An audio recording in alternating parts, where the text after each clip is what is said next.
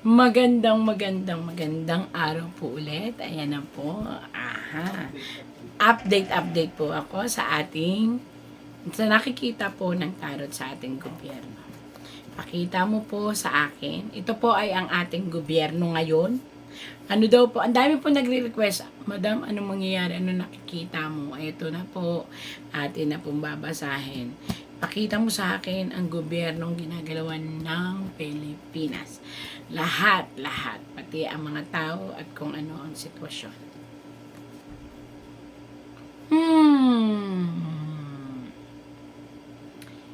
Isang tao na ngayon ay nai-involve sa DPWH. DPWH ba? Ang dami pera, ipinamigay, ipinamudmud, at alam naman natin po yan. Ito po ay isang tao na mabubuko ang lahat ng mga kasalbahihan at katiwalian kasama ng isang babae at isang lalaki. So it means na ang ating gobyerno ay magiging isang malaking pelikulang pasabog sarsuela na hindi po ako masaya ha, kasi pangit ho ito. Kaya lang, natatawa ko na para itong isang pelikulang sarsuela ng isang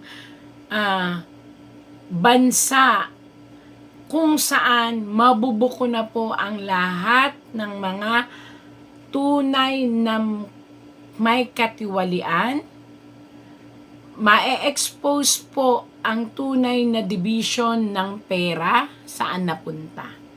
At ito po ay magaganap at matutunghayan ng buong mundo. Ang isang katotohanan na tayo, kasi Pilipino po ako so tayo, parte ho ako ng gobyerno, na tayo ay naisahan, or tayo ay nakuhanan, or tayo ay nanakawan ng buong pagsisilbi ng taong ito sa kanyang posisyon. At ang taong ito po ay malapit na malapit sa presidente at sa asawa ng presidente. Ayan po. Ayan po yun po ang kayo na po ang bahalang magano kung sino yan. At ito, wag lang pong susuko ang buong mamamayan para alamin ang katotohanan, at marami pa po ang sisingaw na makakasira sa imahen ng nakaupo ngayong presidente, dahil ang imahen na ito ay sinisira ng isang tao na mabubuking po sa lahat ng katiwalian at paano ba yon? Pagkukurap ng pera ng taong bayan. Ito po, abangan nyo po ang isang sarsuela na bubungad sa buong mundo na ang Pilipinas ay mayaman, pero ang ating yaman ay wala sa ating kaban. Kung hindi nasa kaban ng 1, 2, 3, 4, 5 tao, ay 6, puro tao. 6 na tao. At kung ito po ay pipiliting alamin, magtatagumpay po ang mga tao na magkakaroon ng concern para trabahuhin na alamin. Ayan po. 1, 2, 3, 4, 5. 5 ang magagaling at magigiting na mapagmahal talaga sa bayan ang buo makakabuo ng isang malaking panukala na ito ay mabubuking po. Yan. Ituloy lang po. Ano ba yan? Pilipinas, bangon daw tayo. Pero, isang malaking pasabog po ang magaganap dahil marami po ang tutulong para maisakatuparan na muling maibangon ang Pilipinas. Yun naman ang maganda, di ba? Kala ko puro pangit, nakakatakot naman.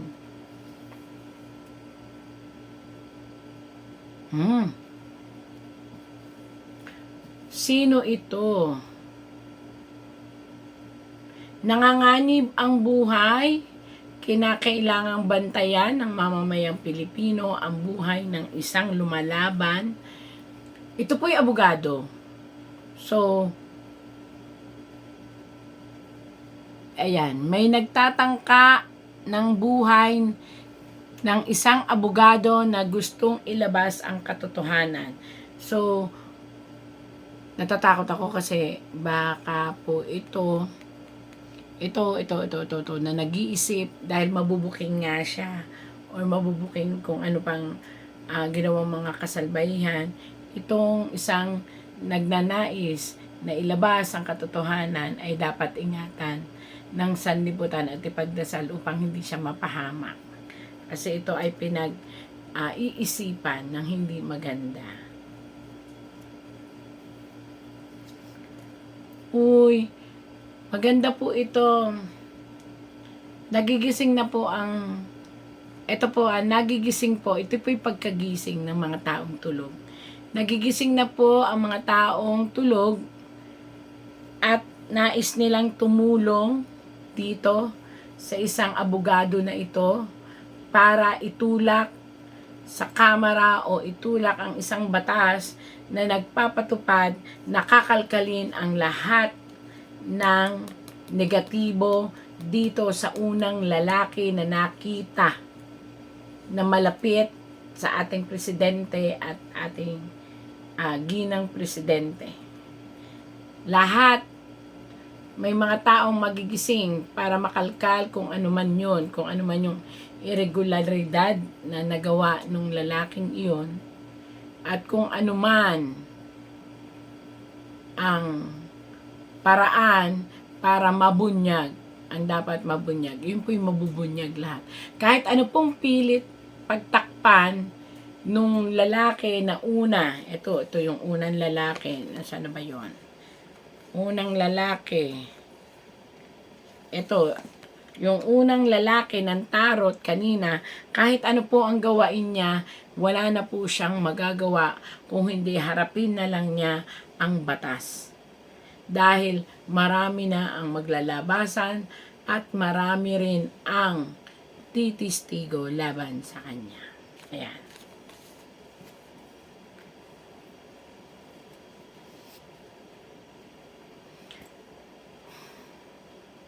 Again, ito ay isang panawagan para sa isang may edad o aminin na natin, ito ay panawagan upang maibalik ang ating dating presidenteng Duterte, yun, nabubulo na naman ako, sa Pilipinas. At sa ngayon po ay hindi siya nasa magandang sirkulo ng health kasi nga super tanda na ng ating presidente at kailangan na niyang maiuwi.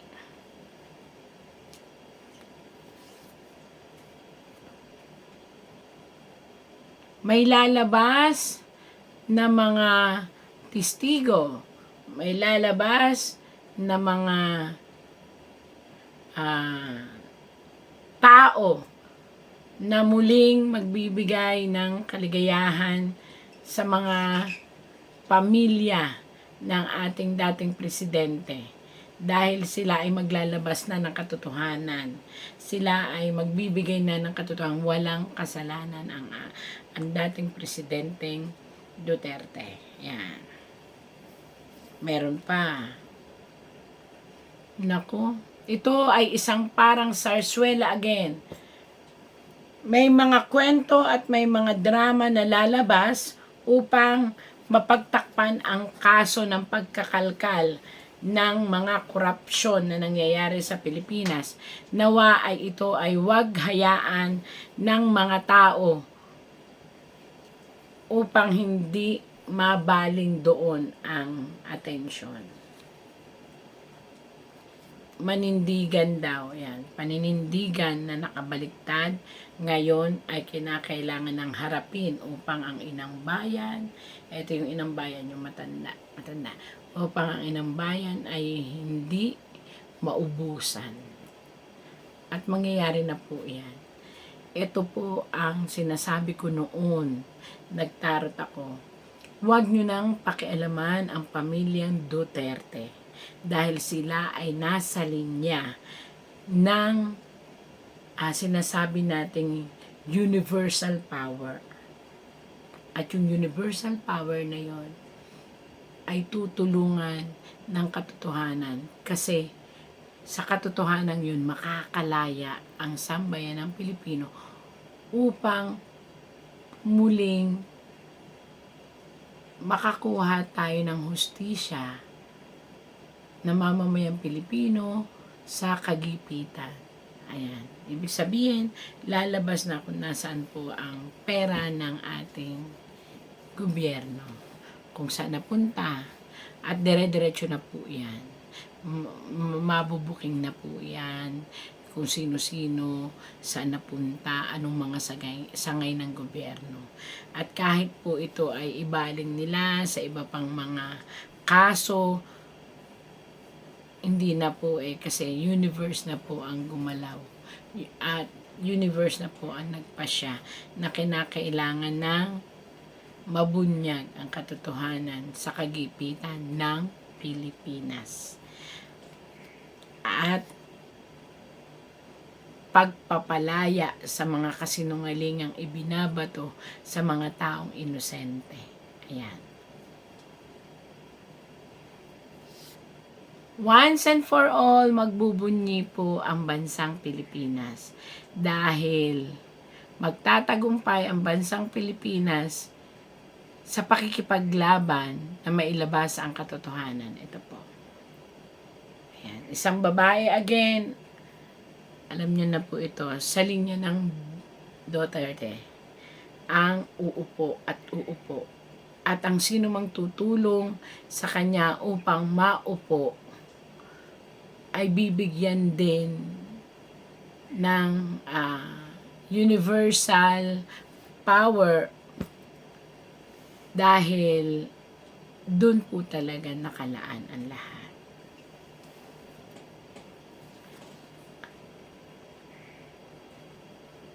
May mga mabubuting darating po eh. Parang parang yung attraction of good energy. May biglang magsusulputang mabubuting senador, congressman, at magsasama-sama para ayusin na po ang bansang Pilipinas. Siguro ito na yun. Yun naman po ang nakitang magandang and mahil ang puso ng bayang api. Para kasing kumalabas dito, alam niyo kung bakit bayang api?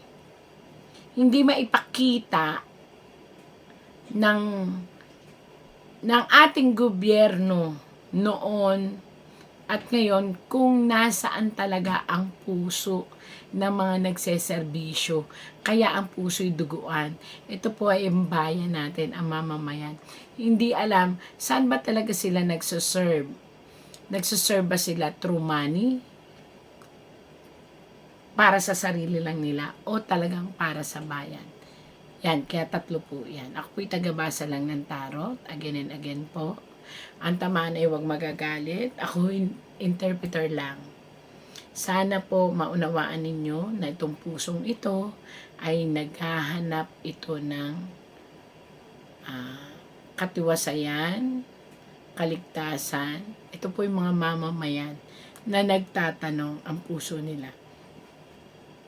Nasaan ang puso ng mga tao nagseserbisyo sa gobyerno? Ito ba'y para sa bulsa nila para sa pang-personal o para talaga sa mamamayan. At ito pong tatlong itong katanungan ay sasagutin at tutulungan muling. Bakit nakabaliktad po? Kasi magulo pa po eh. Pero sabi nga, may rainbow.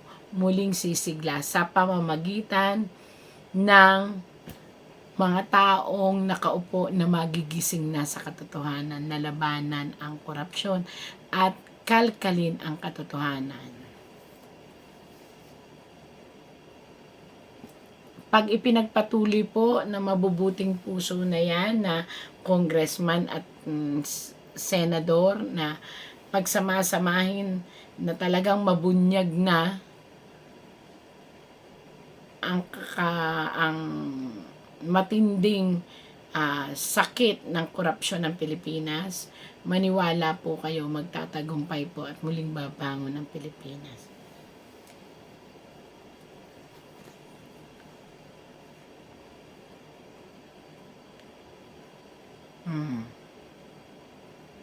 May pag-asa po ang pagbabalik ng dating presidente. Ayusin lang pong maayos. Ang inang bayan muling uupo dahil sa magsusulputang senador at congressman na maglalahad na ng katotohanan at sasabihin at aalamin kung sino talaga ang lumustay at na kanino talaga ang kaba ng bayan. At ang babae na pinipilit nilang itali at pagdusahin, ayan, ay makakalaya. Dahil isa ibinibintang dito sa babaeng ito po ay ang Vice President. Siya po itinatali, pinipiringan, pero siya po ay makakalaya dyan. Dahil malalaman na ang totoo na siya ay walang kinalaman sa anumang kalokohan tungkol sa mga budget. Yan po ay katotohanan. Ayan, nakita nyo nakapiring. Nakita nyo nakatali ang kanyang mata. Yun po ang ginagawa sa kanya. Pero sabi nga, ang universe ay magpapadala ng mga tunay na tao. Kahit ano pa ang problema, kahit ano pang itusok mo dyan. Ayan. Dito, marami ang magsasama-sama po para taong bayan po magsasama-sama muli. Para iangat ang pananalig natin na mabubuksan at mabibigyang hustisya kung nasaan talaga ang puro kaban po, puro pera. Grabe, yaman po pala ng Pilipinas. Ang sumasakit ang ulo ay isang matinding tao na hindi nagpailalim. Ito ay maari si Chis Escudero. Hindi siya nagpailalim sa bunsod ng mga utos sa kanya na sumunod na parang aso. Siya'y nanindigan. Ito ay si Chis Escudero. Nanindigan siya kaya bumilib ang taong bayan sa kanya. At ang pagdiriwang ng tatlong babae ay mapupurnada kasi mabubuking din sila. Sino kaya yun? The Lord, kayo naman ako. Ang ating abogado, si Marcoleta, tama ang kanyang mithiin na maibalik sa atin ang katotohanan. At dahil doon, mayroon silang premyo sa universe. Yun ay ang pagmamahal ng taong bayan na hindi na mababalik. Dahil sa nakita sa kanila na pagsusumika na mailabas ang katotohanan. Wow! 3 problema ang masusolusyonan bago matapos ang terms ng ating presidente. Bakit masusolusyonan? Maaaring ang solusyon na ito ay ang mabunyag ang katotohanan kung ano, at ito ay medyo malagim at nakakatakot at nakakadismaya. Yun po sa ngayon. Maraming salamat po. At sana po huwag tayong mawalan ng pag-asa. God sent miracle every day. Thank you po.